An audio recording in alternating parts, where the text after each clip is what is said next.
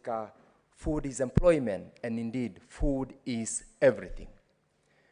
When the Honorable Mofaya brought in this motion, he took the House through the challenges that have led to the situation that we are experiencing.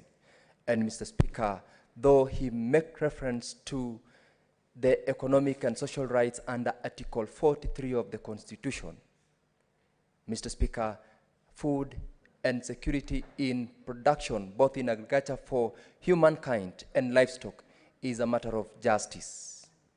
Mr. Speaker, sir, we had a debate last week here from the Honorable Senator from Kitui about the security of the people that had been compromised by the neighboring counties where they were looking for food for their livestock, and in particular, camels.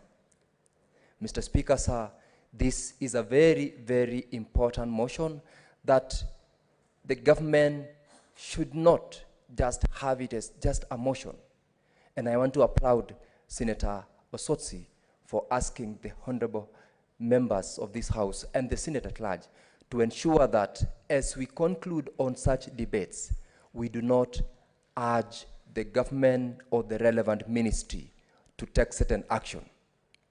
Honorable Speaker, we should make certain resolutions and resolve to the extent that a government entity or organ with responsibility to provide certain demands be made to provide.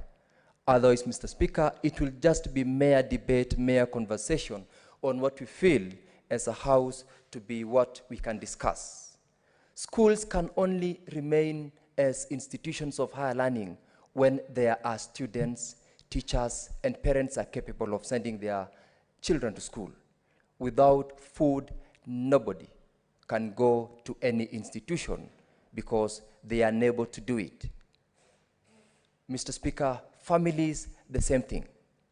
Institutions can only run when we have mankind able to run such institutions. And Mr. Speaker, the proposals which have been made by the honorable mover of the motion is touching on matters to do with what under Schedule 4 of the Constitution have been devolved.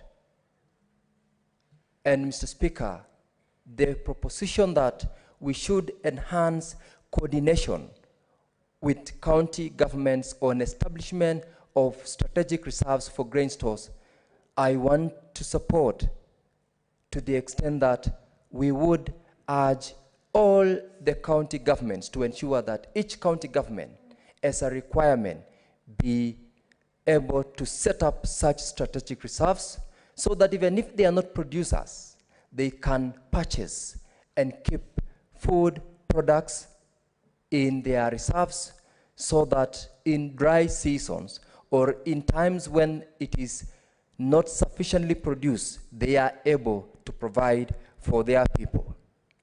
Introduction and coordination of establishment of livestock feeding programs or livestock feeding logs, as they call them, should also be made a very important contribution and investment by the county governments where livestock are reared and where these livestock are normally the main source of income for the farmers. In this case, I'm making reference to counties like Kajiado or in Garissa, where livestock is the main source of income, and therefore they should be able to ensure that such feeding programs are a matter of very important investment by such county governments.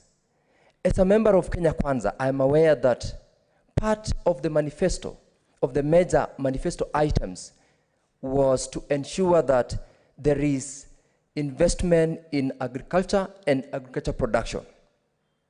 Mr. Speaker, there is also a commitment on the part of the government to ensure that there is subsidy in production of agriculture, which subsidy, as we speak right now, is involving the release or issuance of fertilizers to encourage farmers to enhance their production, and also to ensure that at the end of the day, the cost of production and ultimately the pricing is that which encourage someone to continue farming.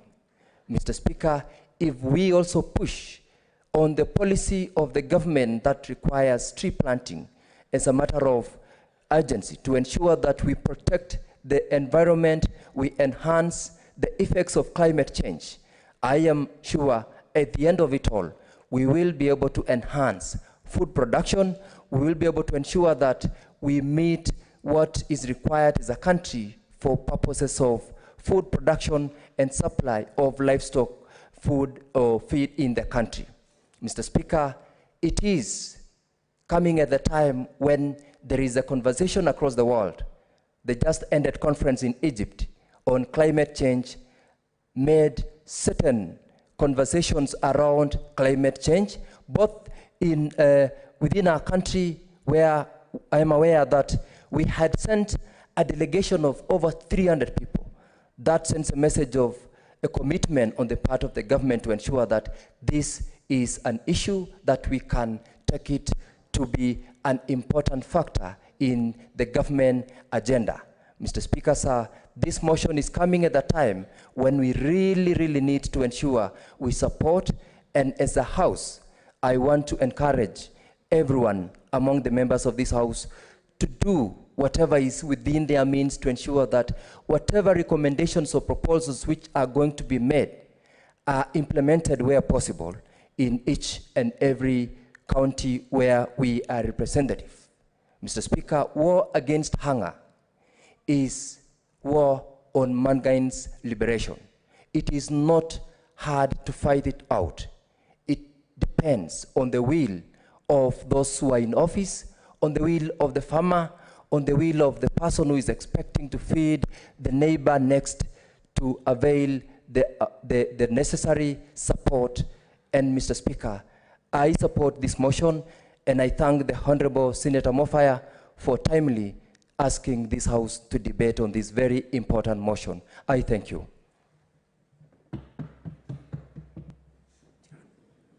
Senator Lematia Nyezena.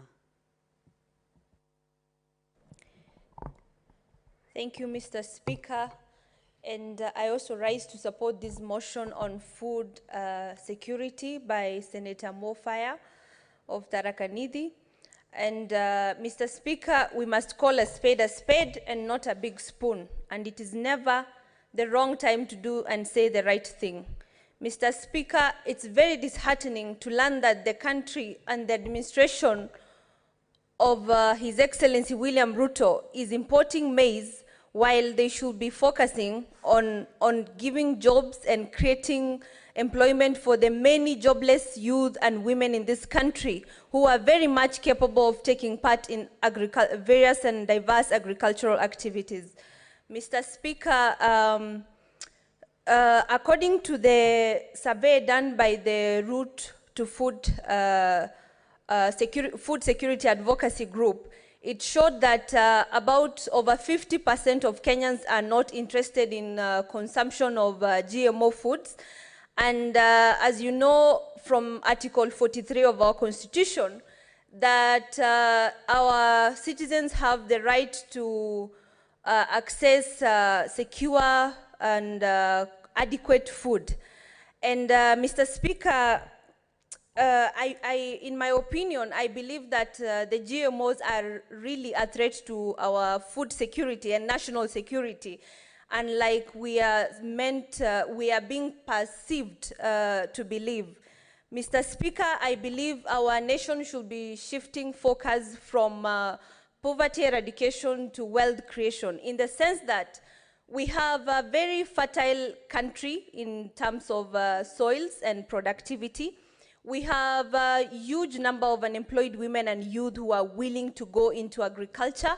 Case study is what Israel did, and what China and Singapore did in utilizing the human resource within their nations to advance the interest and securing the economic stability of their nations.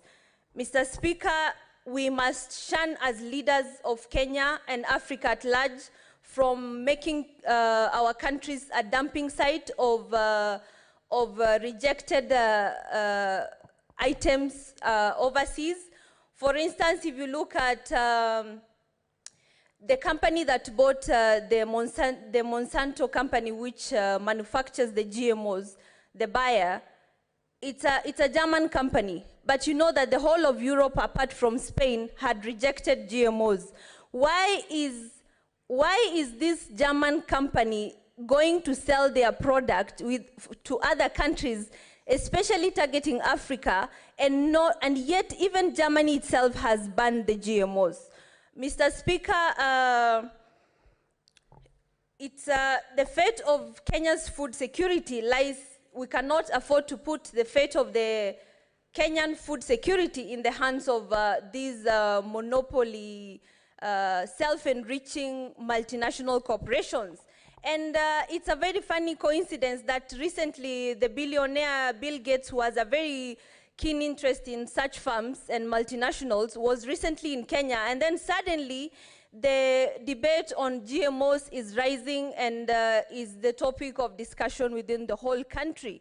I believe that the administration of the day can do what they have to do, to get... don't look at the mic, whether you have time, look at the right in front of you. All right, thank you, Mr. Speaker. 1 minute, please. There's no indication that you are time banned until you look. Okay, thank you. These lights in front. Thank you, Mr. Speaker. I'm still learning the ropes. It's quite a dense forest. Mr. Speaker, we also know that the GMO pose a great risk to the biodiversity of our environment, because through cross-pollination, we have something they call super seeds. And these seeds will threaten the pollination occurs from GMO products to our natural organic products. And this threatens our natural ecosystem. And Mr. Speaker, Africa should not be used as a dummy to practice what is rejected within other countries. Mr. Speaker, the herbicides called, the superweeds are resistant to herbicides. And what will that lead to? Mr. Speaker, once our biodiversity is threatened, our wild plants and wild crops will be affected. And given that Africa, the mother continent of the world, is the only place now with the potential of having organic foods, which, by the way, are very expensive in continents like the US, and we have the potential on a silver platter as Kenya, and a very fertile country, to produce more of these organic products and export them to these countries where they are very expensive. Because if you look at GMOs in the US, these are things consumed by the poor, blacks, and the Latinos. And why do they consume them? Because they are cheaper and they cannot be able to produce. Why? Because the production of organic foods is very expensive. And the US does not, by the way, the GMOs are manufactured by very few billionaires. So when they're coming to dump it in Africa, it means only a small handful of people are going to benefit from the riches of the GMOs. And if you look at surveys and studies, the next billionaires are going to come from agriculture and ICT. And why can't Kenya and Africa at large be thinking about diversifying our economic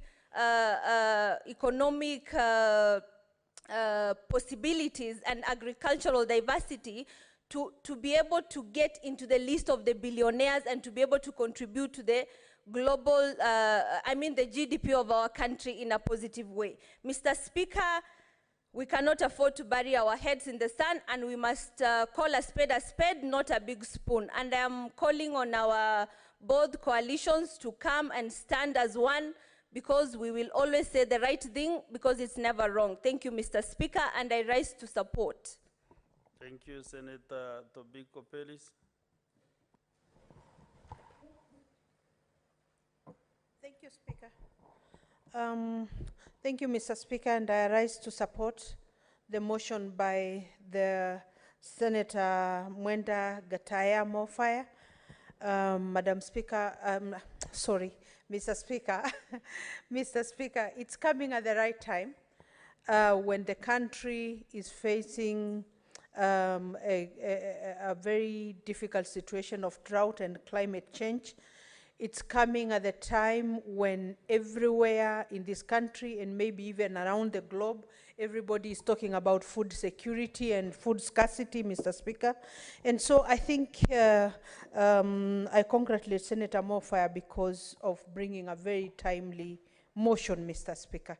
Mr. Speaker, let me say that this is about food production, food security, and agriculture holistically, not just farming, crop farming. It's also about livestock farming, Mr. Speaker, which at the moment is threatened. We have lost, I believe right now, we have lost around 3/4 of our livestock, Mr. Speaker.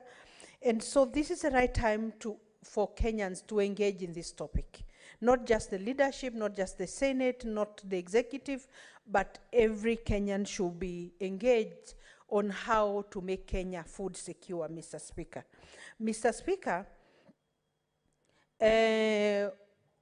currently around more than 4 billion Kenyans are facing starvation because of the drought, Mr. Speaker.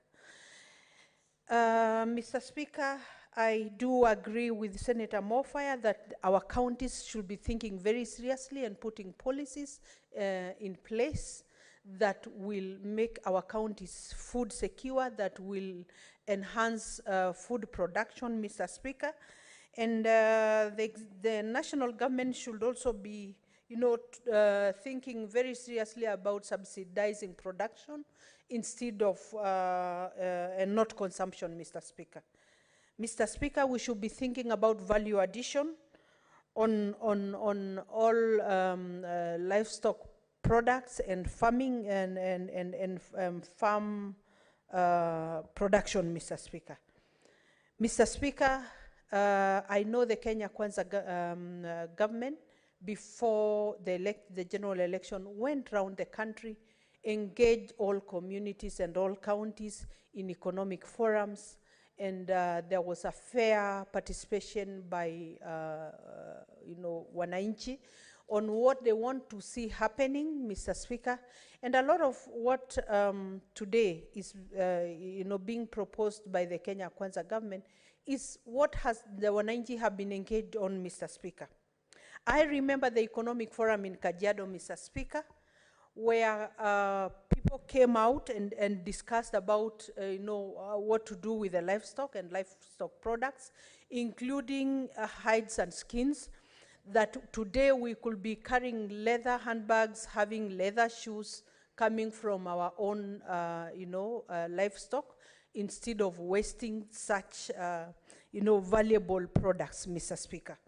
Mr. Speaker, in the ASAL areas, if we get fair water provision, I am sure Kajiado today could feed Nairobi, because we have the land, we have, a fair environment, we have good sunshine. All that we need is water so that, production is done, and we will be feeding this country, feeding Nairobi.